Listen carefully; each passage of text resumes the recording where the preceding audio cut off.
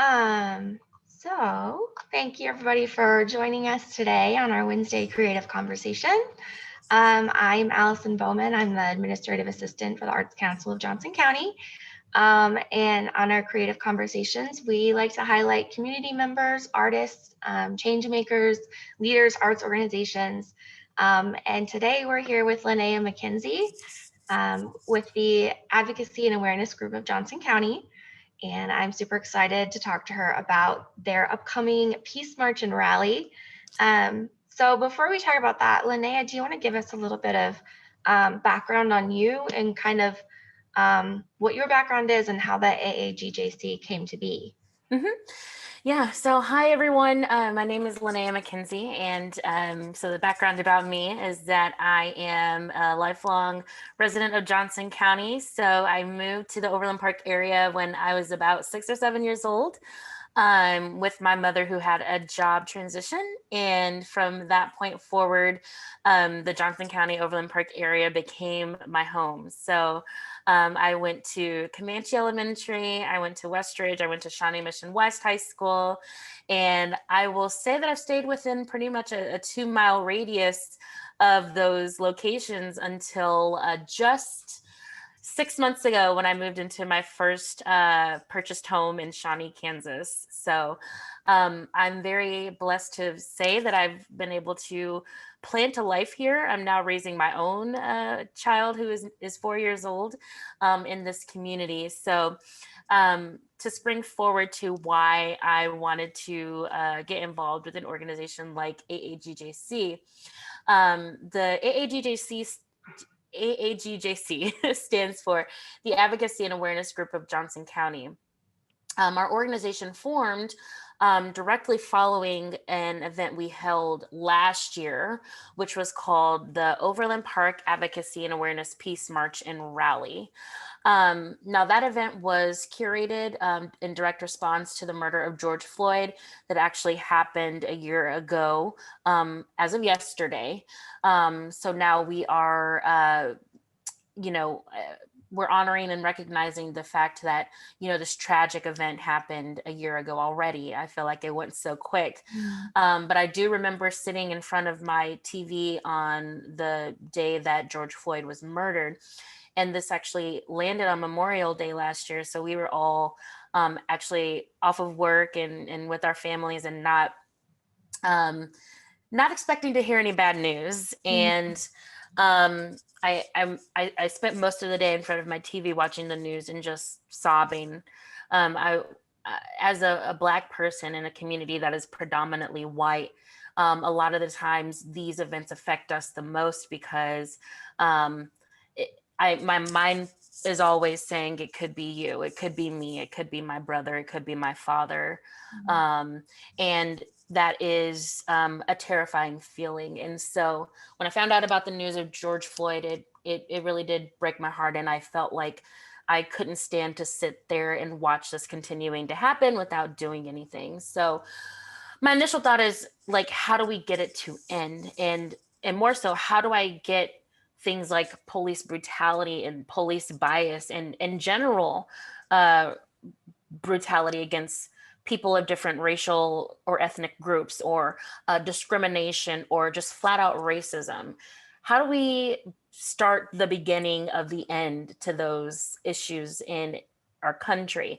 Well, you have to really start in your own community first, right? So that was what I was thinking. And at the time that George Floyd was murdered, I didn't see any Johnson County entities or even the city of Overland Park saying much in response to that event right away. Now, mind you, there were initiatives that came down the pipe shortly after that. There were a lot of people demanding changes. For example, the 8 Can't Wait campaign and things like that. There were a lot of calls out from community groups for government entities to make changes to how their police departments deal with chokeholds and how they respond to crisis when they are called to the scene of an event. And a lot of cities did make changes based off of being informed about and being asked of on those policy changes. But more so, I was concerned about the community because I know that there were a lot of people out there like me that felt the same way. Am I safe? What's going to happen the next time I get pulled over by a police officer by simply just driving while black? What who's out there to protect me? And so, to summarize this explanation, the advocacy and awareness group of Johnson County's Peace March and Rally last year was a simple gathering of the community to stand in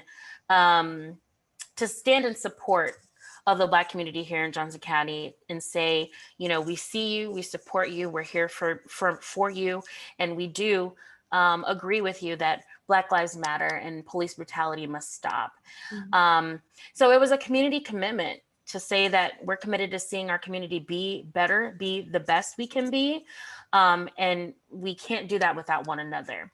So I'm happy to report that we had about 300 plus community members come out and march with us from Overland Park City Hall down to the Overland Park Clock Tower. Mhm. We had some amazing speakers. We had Rep. Sharice Davids and Mark Dupree, who is the DA in Wyandotte County. And we also even invited Police Chief Don Ches from the Overland Park Police Department to speak on behalf of the department to share with us, what the department is doing in response to the tragedies happening around our country. So we're very excited to be doing the second iteration of that this year. We've made it a year of consistent programming, of gathering the community together to get involved one way or another. And I'm just excited to say this is a beginning, and we've already come so far. So it's been a blessing to be a part of. Yeah. Yeah, that's awesome. That turnout is amazing that community members showed up for. Yeah, that's awesome. I'll have to be honest and say that I was prepared for, that awkward moment when nobody shows up. Right. I've done that before in Oh, yeah. college. I tried to arrange some social justice events, and um, I had a couple of events that nobody showed up to. So the fact that so many people did, I felt like, okay, this community does care. This community does support people like me. And I'm glad that I was able to prove myself right. Yeah, that's awesome. So you mentioned programming. I know a couple of the things that you guys did. I think earlier this year you released your Say Her Name.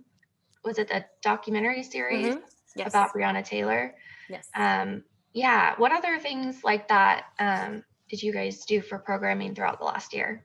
Mm-hmm. So the first kind of we call them docu-series because what we hope to do with the docu-series programming that we put out is to give the community kind of an inside look on the experiences of BIPOC people that they may not have access to on a daily basis. So, for example, I know that I was more than likely the only Black friend that a lot of my non, you know, my, I guess the way that I say is people of privilege. So, if there are, white friends or white colleagues I've had in my community that were close to me, a lot of the time I was the only Black friend that they had. And especially over the last year, we've had, a lot of people want to know, okay, I'm trying to learn, and these are honest questions that I have, but, you know, going to ask another white person about a question I have as a white person is not as constructive as it could be if you have the perspective of people of color. Right. And so that's what this docu-series was created to do, is to bring together a group of BIPOC individuals and voices that have experiences and stories to share, and to give them a place to do that, and welcoming in everybody into the conversation about racial equality and social justice. So the first one was I Am George Floyd, and that was a series of 7 Black men who live and work in Johnson County and were willing to share with us their story about either growing up here or living here or owning a business here.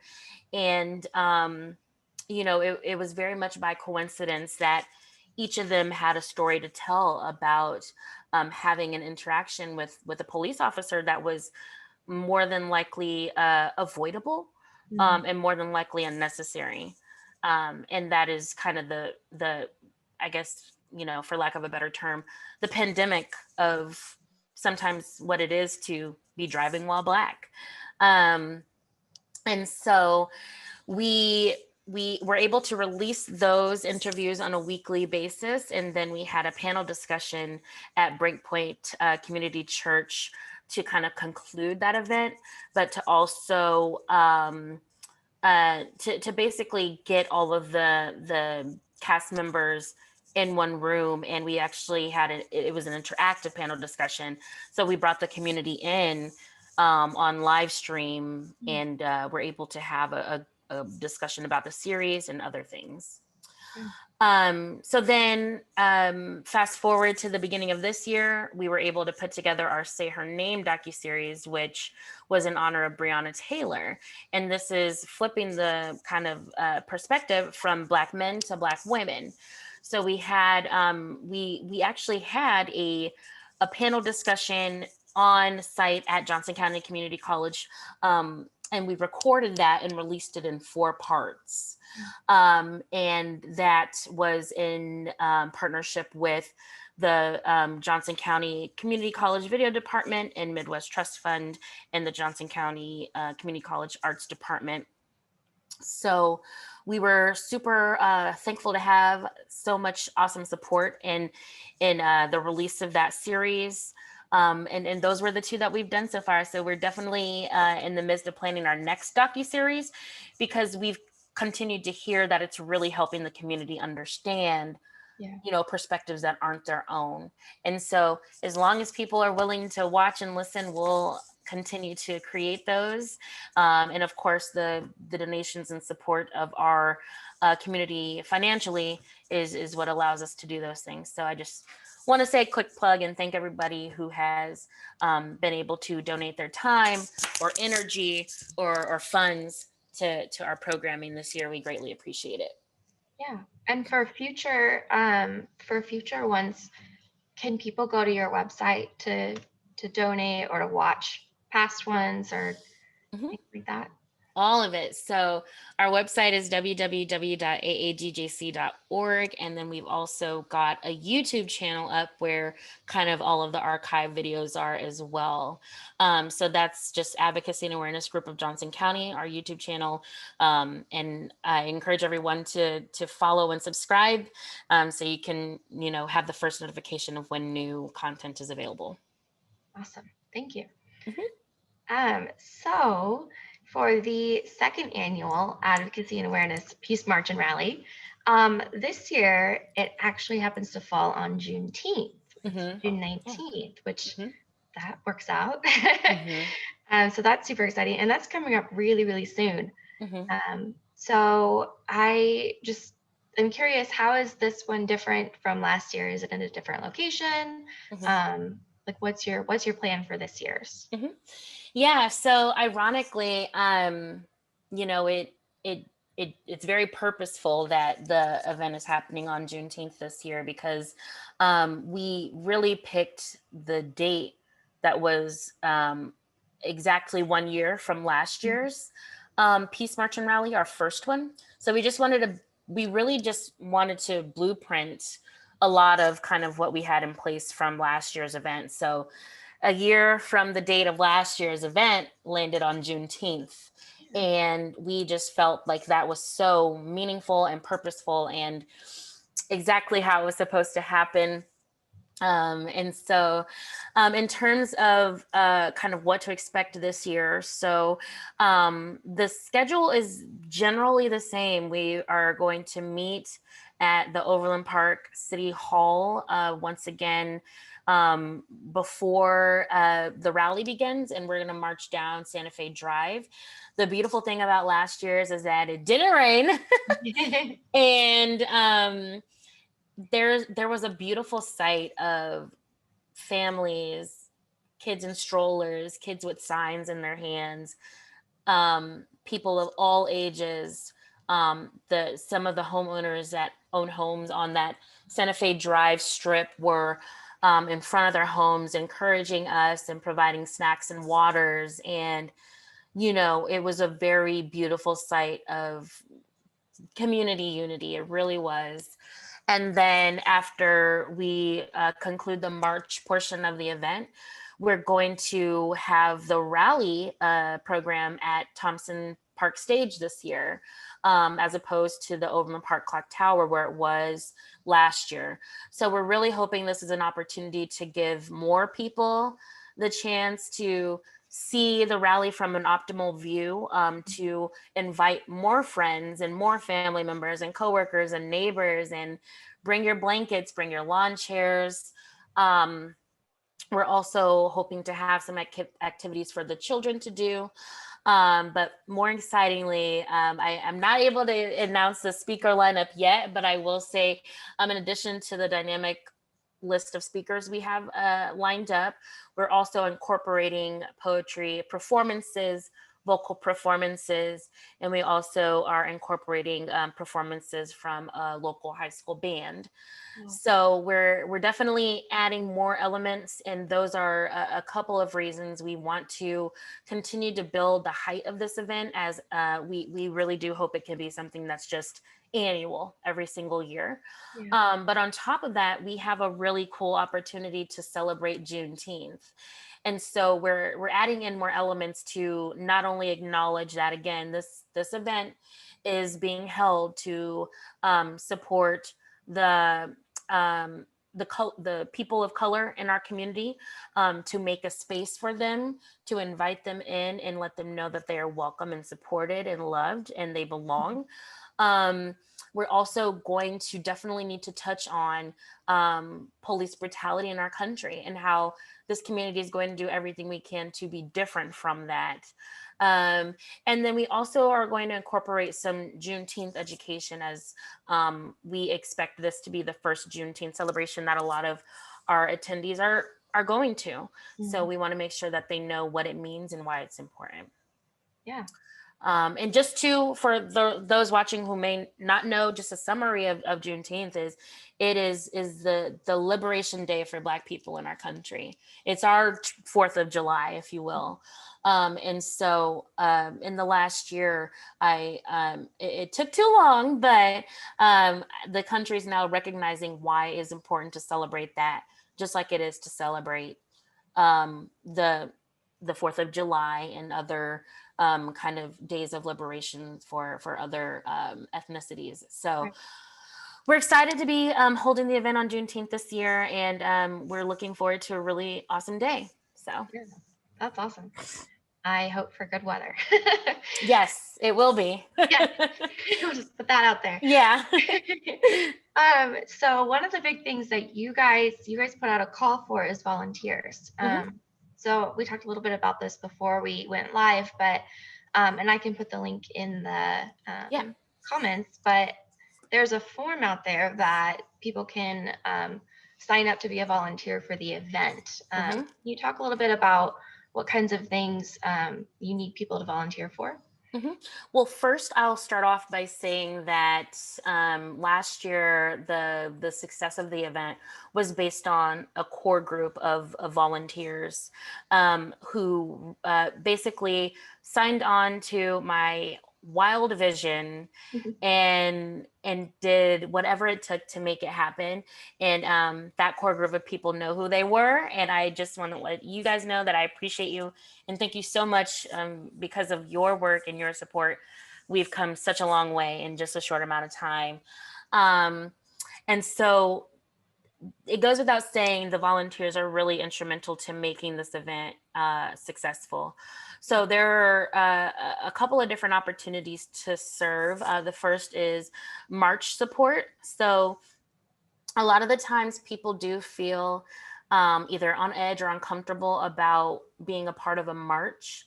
And so we definitely need people to walk with the marchers. There are some people who were able to stroll with coolers of water, because June is hot. In the middle of June, it actually does get scorching hot here. So in the event that it's hot, we want to make sure that, people marching have water.